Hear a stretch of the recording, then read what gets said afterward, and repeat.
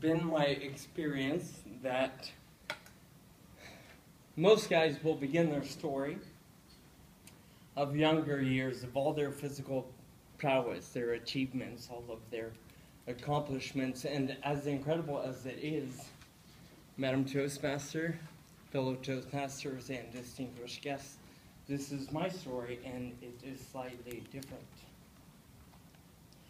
I grew up with an interest in music and acting and the stage. I loved being in front of people, in front of the camera. I didn't care about sports.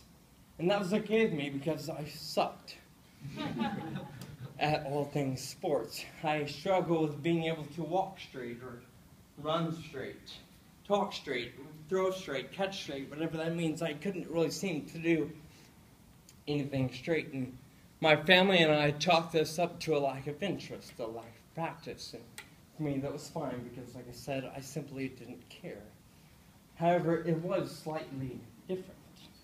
I went off to college, and my friends and I began to notice that I couldn't walk across campus without losing my balance, without bumping into the people next to me, without tripping over myself, or without running into walls.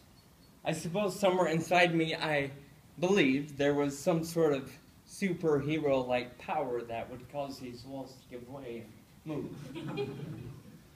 But it didn't happen. It was just slightly different.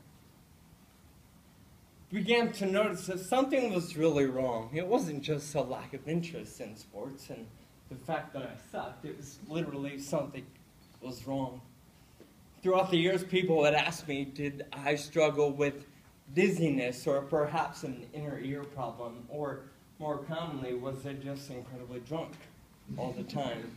And as much as I wish I was, or I wish it was an inner ear problem or some sort of dizziness, I wish there was something by which to identify my challenge, and I couldn't. You see, for me it was slightly different, and what pushed me to the doctor at 25 years of age wasn't so much the bumping into people, or the tripping over myself, or the inability to stand up straight or even walk straight. What pushed me to the doctor was this enormous amount of fatigue. Always having no energy. No energy to get out of bed, no energy to go out no energy to get through work. And at the age of 25, and after 2 months and a series of blood draws, I was finally given a diagnosis, something by which I could identify it, and sometimes I wished I couldn't. Sometimes I wished it were different, but just sometimes, because I'm thankful for what I face today. I was diagnosed with a rare neuromuscular degenerative disease known as Friedreich's ataxia, or FA. And for an hour, I sat in an office with a geneticist who explained to me the fate of FA. He explained the genetic coding, the gene breakdown, and a bunch of other mumbo-jumbo that caused him to sound like any other adult on the Charlie Brown cartoon.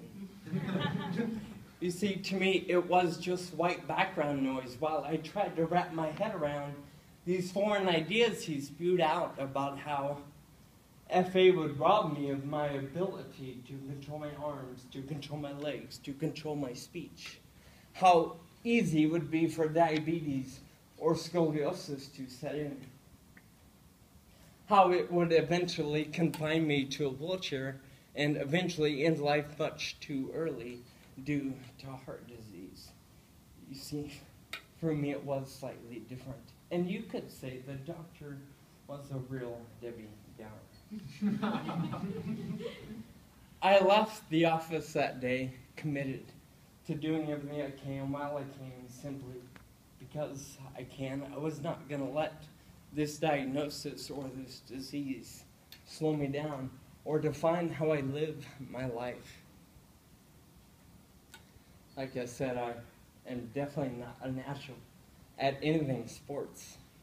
However, in the last 5 years after my diagnosis,